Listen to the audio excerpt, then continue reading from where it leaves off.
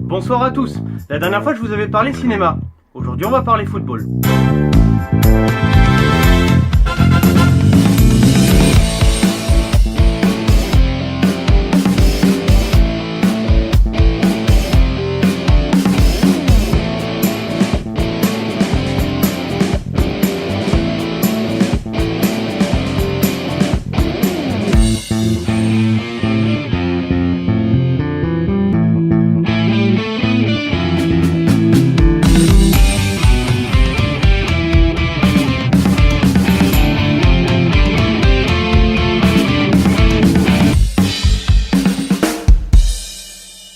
La Super Coupe de l'UEFA 2016.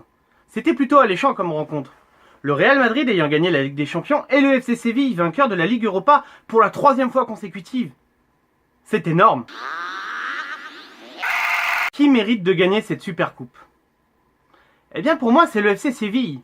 Je trouve qu'ils ont été largement plus convaincants en Ligue Europa que ne l'a été le Real Madrid en Ligue des Champions. Quelle équipe méritait de gagner le match? Bah là, pour moi, ça fait aucun doute. C'était le Real Madrid. Je tiens d'ailleurs à vous signaler dans cette vidéo que je ne vous dirai pas si je préfère un club ou l'autre. Ça n'a pas d'importance. Moi, mon but, c'est de rester objectif. Et sur ce que j'ai vu sur la rencontre d'hier, le Real était au-dessus. Alors, on a d'abord ce super but d'Asensio vers la 20e minute de jeu, absolument exceptionnel. Juste un petit contrôle pour s'emmener le ballon et une frappe pied gauche absolument somptueuse qui vient dans la lucarne opposée. Que demander de plus? Oui, j'étais obligé d'en parler. Ce qui m'a saoulé avec le jeu de Séville, c'est qu'à chaque fois, il faisait une passe en retrait au gardien. Et le pire, c'est que ça marchait, parce qu'après, la défense madrilène était souvent prise dans le dos. On sentait que le Real dominait le match, mais ils n'étaient pas assez mordants, il manquait quelque chose. Faut dire que les absences de Bale et Ronaldo se faisaient sentir un tout petit peu en attaque. Et c'est justement juste avant la mi-temps que Séville va profiter pour égaliser. Un but de Vasquez. J'ai vraiment adoré son geste parce que il s'est pas posé de questions. Il a frappé du gauche comme ça, petit filet opposé, très beau but. Et maintenant, on part pour la seconde mi-temps. Et c'est Séville qui frappe en premier dans cette seconde mi-temps avec un penalty transformé par Konoplyanka. Une faute de Sergio Ramos. C'est très difficile de donner son jugement sur cette faute. Y avait-il vraiment faute? On voit que Ramos essaye de se retenir un peu, mais il le touche un petit peu. Et à partir du moment où il y a contact dans la surface, on peut siffler. Mais là, vraiment, Ramos se retient. Et l'autre tombe. Il y a débat.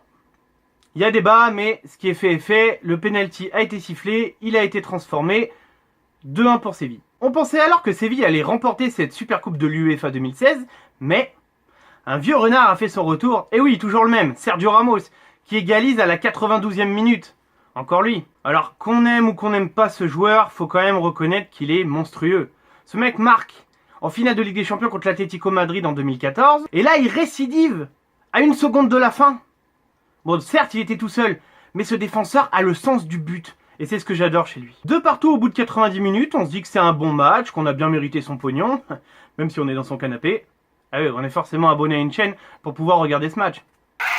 Coup dur pour le FC Séville avec ce carton rouge reçu par Timothée Kolodziejczak qui laisse ses partenaires à 10 contre 11. Du pain béni pour le Real Madrid. Et le Real Madrid qui multiplie les actions jusqu'au but de Sergio Ramos, refusé pour une faute sur Adil Rami. Bon alors là pour le coup je trouve ça complètement injuste. Ramos avait vraiment pris le dessus. Là pour le coup s'il y a faute là, à ce moment là faut tout siffler. Alors oui je me mouille un peu sur ce match, n'en déplaise à certains, le but de Sergio Ramos était totalement valable. Et j'aimerais souligner pour conclure le travail extraordinaire de Dani Carvajal qui est un des meilleurs défenseurs droits du monde pour moi, qui récupère le ballon à la 119e minute de jeu alors qu'il reste 1 minute de jeu à jouer, sans compter le temps additionnel. Qui récupère le ballon quasiment à la ligne médiane, qui remonte la moitié du terrain et qui va marquer un but d'un extérieur du droit absolument superbe. Pour conclure, je dirais que le Real Madrid mérite amplement sa victoire, même si j'ai été séduit par les attaques du FC Séville. Mais c'est pas un jeu que j'affectionne particulièrement. Quand le mec de ton équipe qui a touché le plus de ballons est ton gardien, faut se poser des questions. Mais je dois quand même tirer un coup de chapeau au FC Séville qui a marqué 2 buts contre le Real Madrid, alors qu'il manquait que Pepe et Keylor Navas en défense et dans les buts. Sinon, à part ça, la charnière défensive était respectée. Marcelo, Sergio Ramos et Carvajal. C'est vraiment dommage que Séville n'ait pas plus attaqué parce que je pense qu'il y avait la place. Le Real Madrid était vraiment supérieur et Sergio Rico a réalisé de nombreuses parades, mais Séville était pas mal séduisant en attaque. Le problème, c'est quand ils ressortaient le ballon, ils passaient généralement par leur gardien. J'ai préféré le jeu du Real Madrid beaucoup plus offensif, beaucoup plus porté vers l'avant, ce que je n'avais pas retrouvé chez le Real Madrid depuis un moment.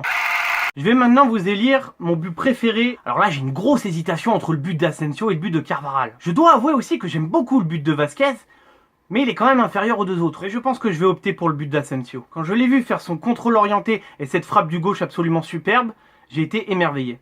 Donc bravo, et j'espère que tu auras une place un peu plus importante dans l'équipe du Real Madrid. Si vous êtes supporter du Real Madrid, je pense que vous n'avez pas de souci à vous faire, vous ferez une très bonne saison. Et si vous êtes supporter du FC Séville, je pense qu'il y aura une excellente saison également. Voilà, cette vidéo est maintenant terminée, donc merci de l'avoir regardée jusqu'au bout.